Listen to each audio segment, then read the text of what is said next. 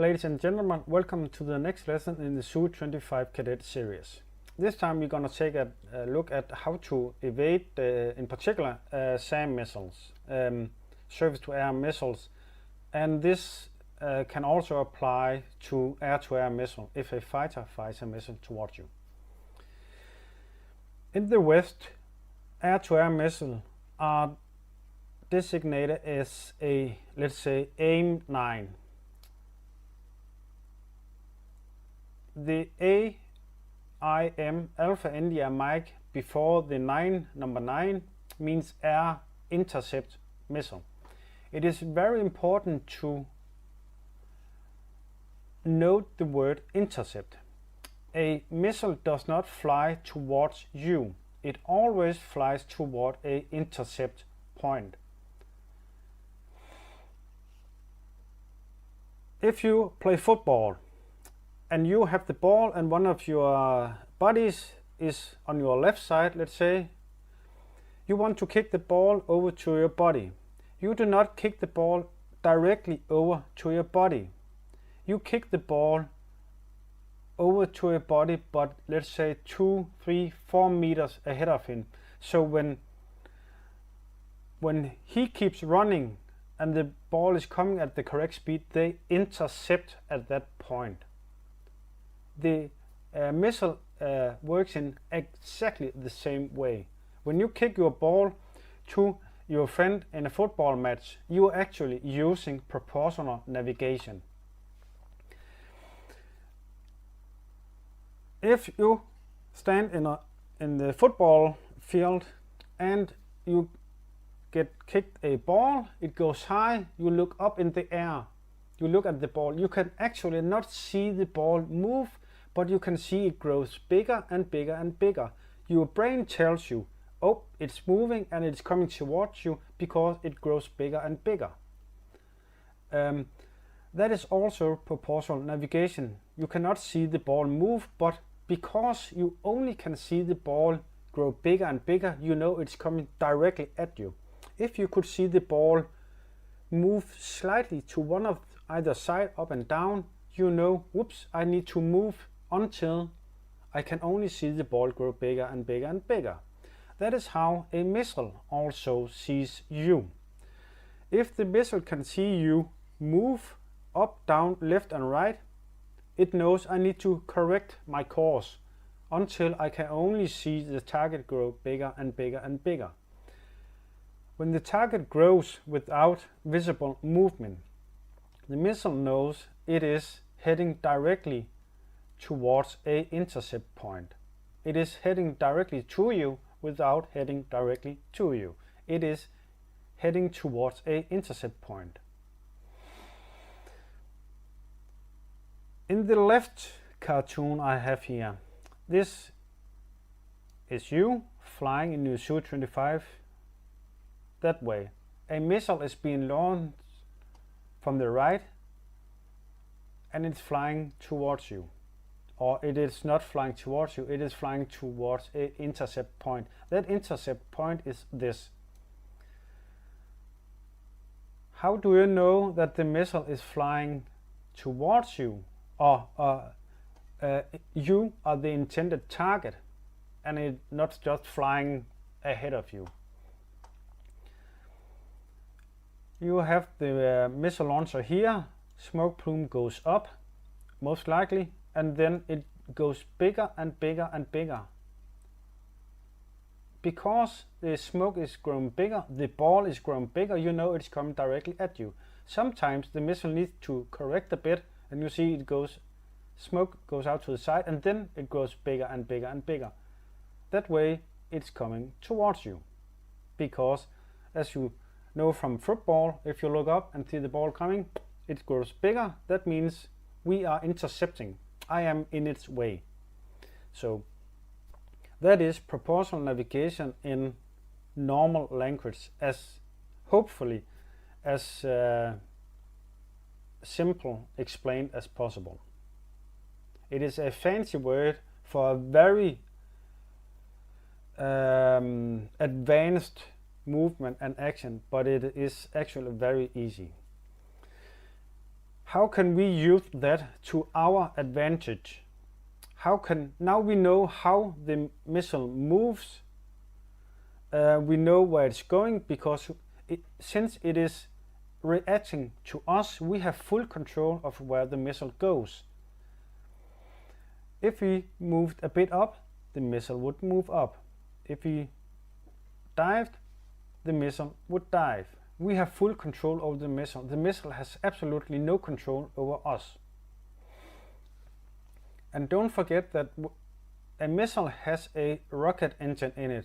And that means once the rocket engine is on, it cannot be turned off. It gives exceptionally high thrust and power when it's on, but you cannot turn it on and off. It is when it's on until the fuel is burned out. That means that the missile have plenty of energy as long as the rocket engine is firing. Once it's out of fuel, every movement it makes drains energy. You have practically infinite energy because as long as your engines are running, each movement you make costs energy, but you regain that energy because your engines are running. And because the missile is using proportional navigation, it tries to predict an intercept course. It always overreacts every single movement. If you move, let's say 5 degrees up, when the missile is here, it have a predict an intercept course right here. But to get up to that point, it may need to, instead of this intercept point, it may need to go 2 kilometers up in the air. So if you go 5 degrees up just for a few hundred meters, suddenly the missile needs to react, go 2 kilometers up in the air, then you roll inverted, and instead of going up, you're going down. Then not only does it need to go 2 kilometers down here to the new intercept point, it also needs to spend energy correcting for the previous one. So 2 kilometers here and 2 kilometers there. Suddenly it spent 6 kilometers, lots of energy that it can never ever get back. You have plenty of energy. You can do this all day. You have full control over the missile. Therefore, proportional navigation is the most efficient way of getting a missile to its target, but is also very predictable. So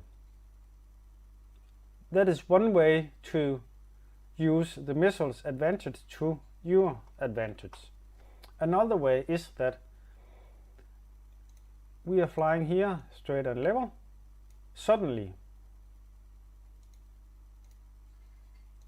this radar site picks us up, locks on us, and launches the missiles. You know that there is hilly terrain between you and the radar. You know a missile is in the air, and you know how it moves. Therefore, instead of a impact point or intercept point here, you can move this intercept point as you like. You have full control over that. You can say, nope, let's move the intercept point down here behind this mountain. The radar does not see a mountain, neither does the missile. So instead of an intercept point up here, by diving sharply and fast, you move the intercept point here. The slower you dive, the closer to you the intercept point is. The faster you are, the further away the intercept point is. Just like in the cannon gunnery lesson, the more wind from the side, the more you need to correct. The less wind, the more directly onto lined up you can be. This missile is actually you aiming your gun. So because of this pattern here, this sway, this curve, we also saw that in the cannon correction theory. So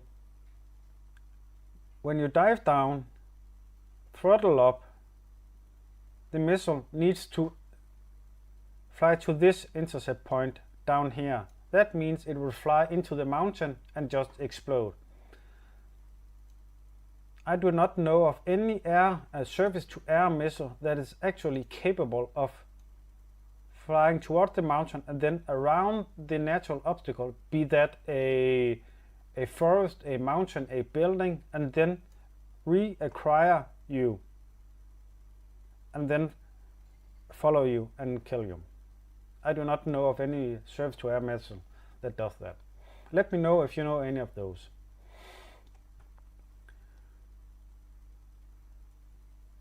Be warned that many of the modern surface-to-air missiles, especially Russian surface-to-air missile, is capable of reacquiring you. If you go down behind the mountain, lose a lock, and then too early comes up.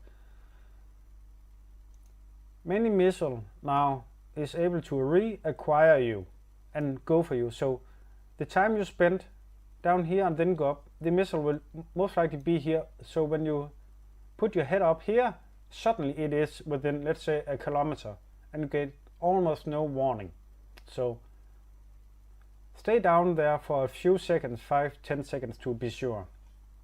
Because the missile is flying so fast, the faster the missile flies from the launch to you, the shorter amount of time you need to be down here, because the faster it flies into the mountain. So once again, many people say, oh my god, it is a very big threat because it flies so fast. It is a threat. It is a disadvantage to the missile. It can be a advantage. It depends on how you look at it and how you counter it. So be careful with popping up too early. Also, one way to degrade the missile's ability to get a good solid lock on you and get a good solid intercept point on you is to using chaff. Chaff is at one time it was aluminum strips thrown into the air that reflected the energy, radar energy. The British call it the window, I believe. And a good way of describing that is, you see a person behind that window or behind a window that is open. You lock that window. No, let me rephrase that. You see a person behind a window that is open. You flashing at them with your flashlight, bringing light on them. You have a lock on them. Suddenly they drop chaff, i.e. they close that window. Now the only thing you see now is reflection from that window. You have a very hard time seeing the person behind that window. That is how I learned what chaff is and how it practically works. So to evade or degrade heat seekers, you need to use flares. Flares are just burning magnesium, aluminium, and I believe it's Teflon also. They're just like the flares we drop for illumination of the battlefield. Exactly the same thing, just smaller. So remember that flares has absolutely no effect whatsoever on radar guided missiles, and chaff has absolutely no effect whatsoever against heat seeking missile. Each threat has their counter. The best way is to avoid getting locked by the radar. The easiest way is to fly behind mountains very, very low.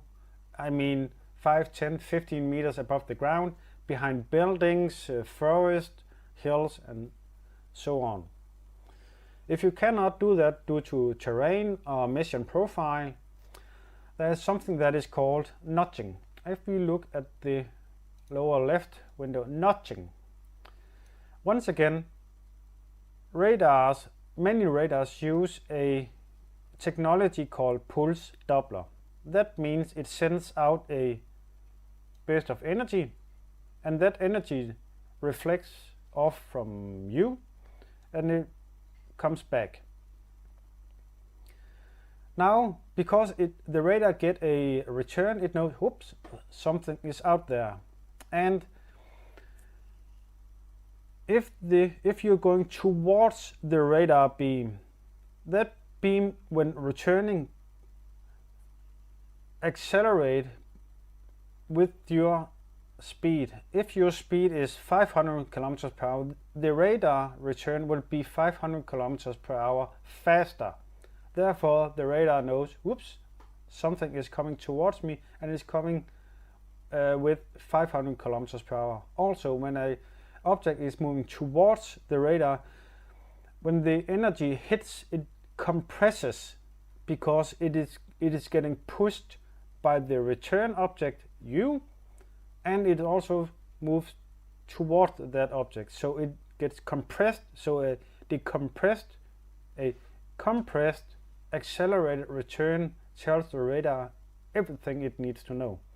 If the target is moved away, when the radar energy hits the target, it gets stretched out, just like if you're doing the what is called stafette.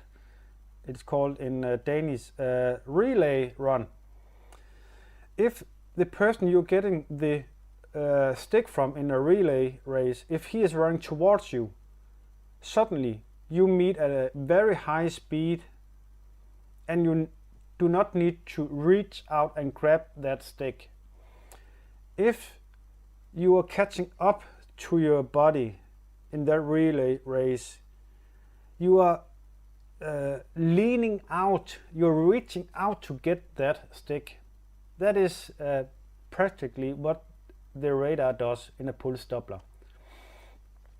One way to avoid getting a solid return is, as I said, something called notching. That means that if you're not moving towards the radar or away from the radar, yes, the radar may get a return, but there's no speed or compressibility change or compression change in the radar return, because you're flying completely level with the radar.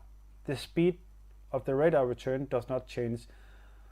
Therefore, many radars does not see you. You are now in its blind spot.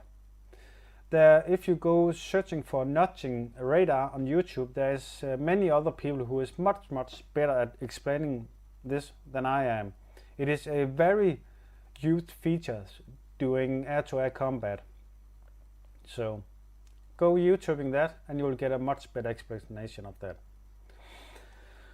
But to recap, we now know how the missile or how the radar works, how you are spotted, how the missile flies from the launch until the intercept, how it thinks, how it moves, and therefore we can now degrade it. So if you put that all into practice, we will get some nice results. I have made this mission where we will put it into practice.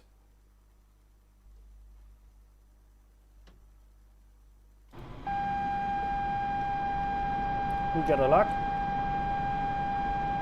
and we're heading directly for the target. The target is 40 kilometers away. There is a launch. We roll over. We're heading towards the ground. We're popping flares.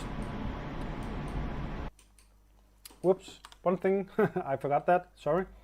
The buttons you need for flare is countermeasures, chaff, dispense. Oh, sorry, I'm saying flares.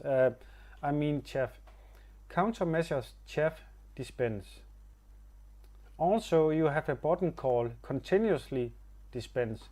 That means when you press that, each second one flare, or is it two, and one chaff is deployed. That is very useful if you're coming in to an attack, you're diving in and you expect enemy air defenses, or when you're pulling out of a attack, you're pulling out with full throttle, therefore you are a huge target and you're slow, so you cannot maneuver that good against radar guided missile. That is a scenario to use continuously. And also we have flares. Remember that flares has no effect on radar guided, and chaff has no effect on heat seekers, on IR guided. We are throttling up, gaining speed, forcing the missile to spend its energy, using the terrain to our advantage.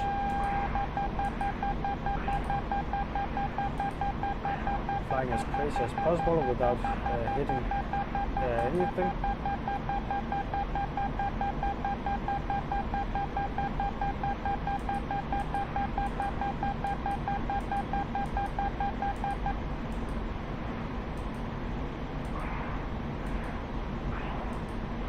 And we may be in shading terrain now.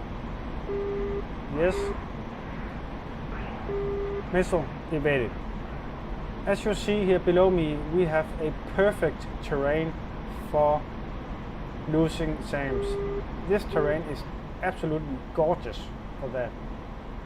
Between us and the target, the SAM launcher, there is open terrain. Therefore, I would be very cautious about moving into that open terrain with those SAMs over there.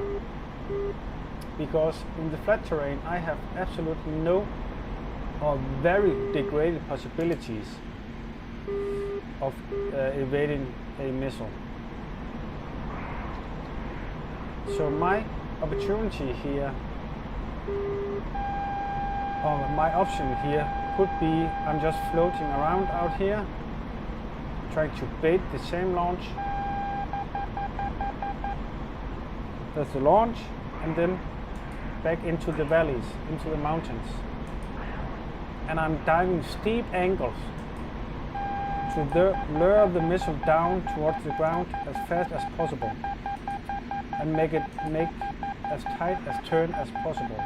Just this changes your course, and even something that looks like uncontrollable flying is useful against a missile, because it needs to react. It cannot just say, oh, he's just doing that for fun. It needs to react to every single movement you do.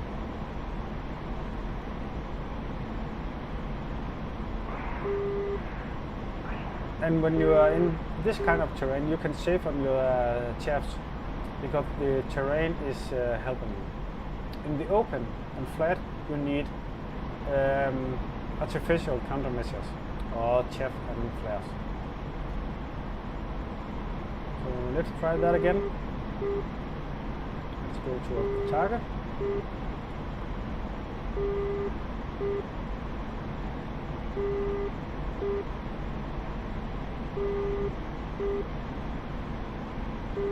I want some altitude. We are locked 50 kilometers away. A launch is soon. Yes, launch at 49 kilometers. We now know that 49 kilometers is the launch range. That gives us an indication of what kind of missile it is. Because 49 kilometers is a pretty long range, even for a SAM. So stay here, stay down here as long as possible. Don't pop up immediately.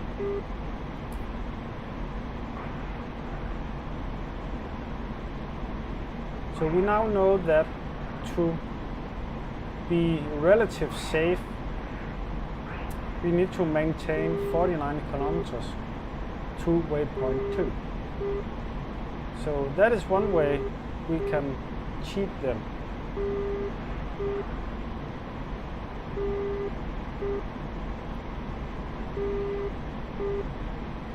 Now they're just on the search radar.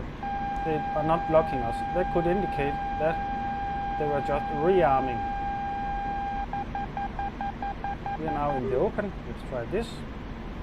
Now we need a bit more flares, and we should be heading directly toward or away from them. Steep angles, tight turns, very low altitude. Use roads, use just a tree, anything that helps you. If it helps, it helps. It doesn't matter if it looks stupid. If it helps, it helps. And tight turns to bleed off the missile's energy. Remember that the energy you lose during a turn, you can get that back through your engines. The missile cannot.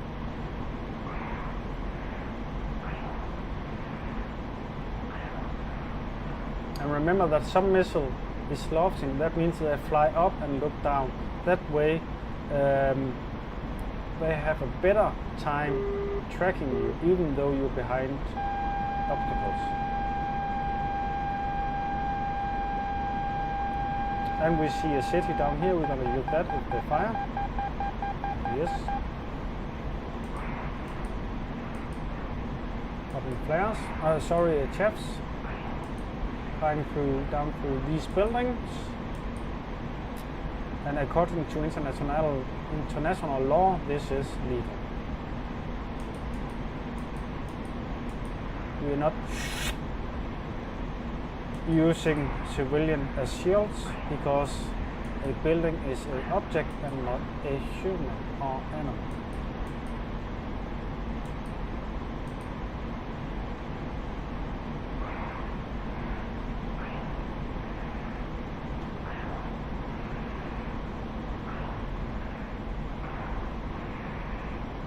So as you see, the Su-25 may be a very old plane, but know your enemy, know their gear, know their technology, know their threat, and use to your advantage.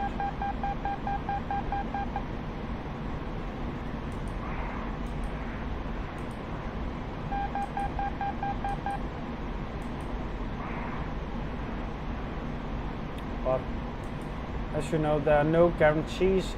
There are no guarantee that this technique works every single time. You could be unlucky and you could be lucky.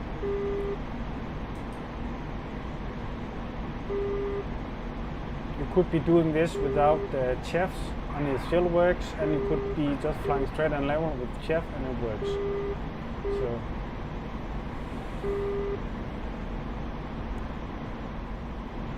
So it is a very interesting subject. And also you can use your RWR. If you take a look at this on your RWR, you see the light strip. Right now there is 2 unlit fields or spots. If there is a launch and you suddenly see that light strip getting closer towards you, you know that that is the missile. As soon as you see that light strip stop moving, you know that the missile is not gaining on you, but is still active but not gaining on you. So yeah.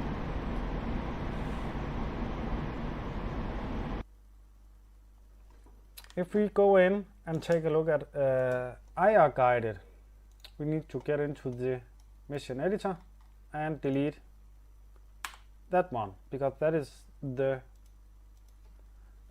threat that is flying towards us or at us. At Kubernetes I have set up a Vulcan and a Stinger. That is the airport just ahead. When you assume there is a man portable air defense system. Always keep your eyes on it, because you'll get no warning, because that is IR guided. But the way to evade them is exactly the same. You can see the Vulcan in the middle of the runway there.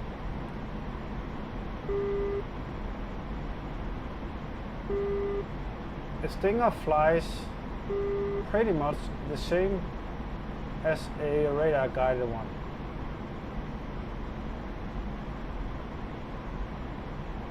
I do not know if he's flying that.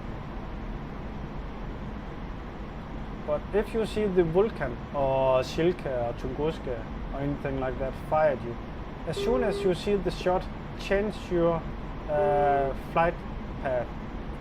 And remember, not just in one axis, but always change your direction and altitude. So if he was flying at me now, I would go like this: direction and altitude, direction and altitude.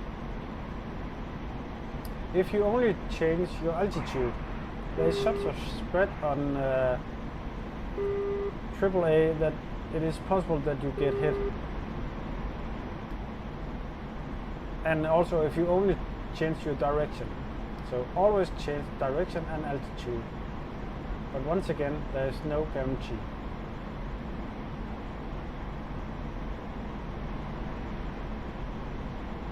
I do not know if he was fired. His radar is not on. You've been hit by a medium range radar right now.